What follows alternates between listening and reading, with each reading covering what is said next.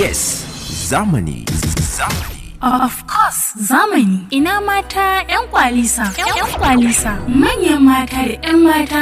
Muna farin cikin gabatar muku da kamfanin Kalarawi Enterprise. Kalarawi Enterprise. A nan ne za ku samu nau'in hijabai da mayafai. Hijabi mai mayafi, hijabi mai dan kwali, hijabi mai riga, 3-in-1 mai mayafi, hijabi mai shoulder da hannu 2 color, hijabi mai alkyabba, hijabi mai niqab da dan kwali da kuma kala-kala na yara. Akwai dukkanin nau'in kayan mata da na yara. Za a samu kamfanin Kalarawi Enterprise a reshen mu da ke kan titin Nagoda, kasuwar Kofar Wambai, Kano.